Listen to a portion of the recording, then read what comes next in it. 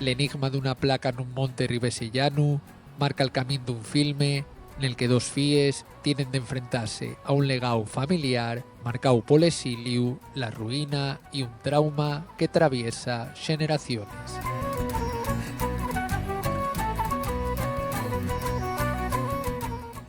La placa Una familia de bien parte de una placa conmemorativa.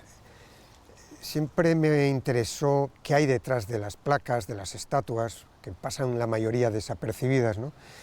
Y esta historia parte de una placa que no se colocó en un lugar determinado, en este caso en un monte, el Monte Corbero en Ribadesella, por parte de las instituciones ni nada, sino fue por parte de una persona que quiso hacer un homenaje a su mujer que murió, una mujer judía que murió muy joven, con 27 años. Detrás de ese texto había una historia que me había intrigado a mí. Me hice preguntas, ¿qué hay detrás de aquí? Una historia de amor, una historia de obsesión, etcétera, ¿no? Y a partir de ahí empezamos a contar esta historia que se titula La placa, una familia de bien, aunque detrás de ese subtítulo hay un punto de ironía, tragedia, etcétera.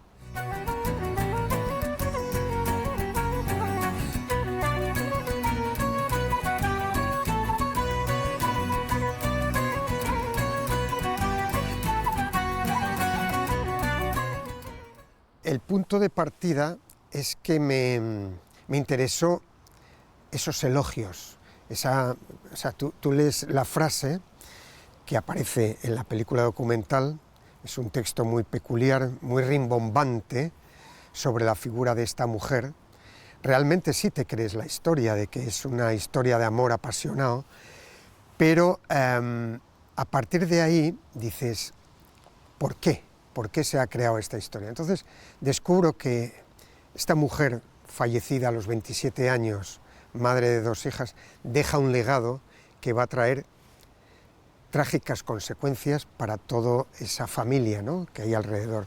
2 de ellas, que son las protagonistas, las hijas de este matrimonio, viven, mejor dicho, una de ellas ya falleció en el final del documental, y a partir de ahí me interesa contar qué hay detrás de una familia de élite y que guarda nobles apariencias ante los demás, pero que se esconden muchos secretos detrás de ellas, ¿no?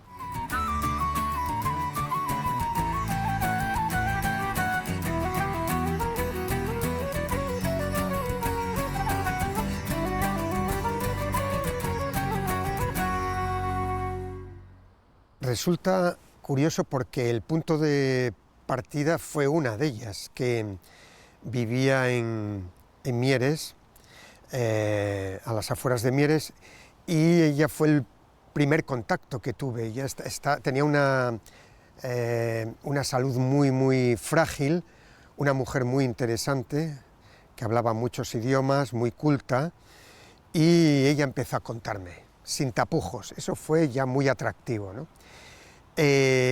Su hermana vivía en París, entonces nos pasamos casi un año que la hermana que vivía en París, Katy, no aceptaba ningún tipo de testimonio ni colaborar en la historia, pero por alguna razón le intrigó la historia, ¿no? Y entonces sí que se ofreció y nos fuimos a París a grabar, donde ella vive, para contar un poco en paralelo los 2 puntos de vista, una en París y otra en Asturias, concretamente en Mieres, ¿no?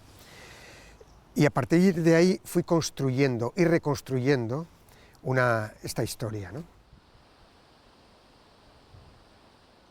Aquí tenemos ya la primera ambigüedad de la historia. Mi padre olía mal.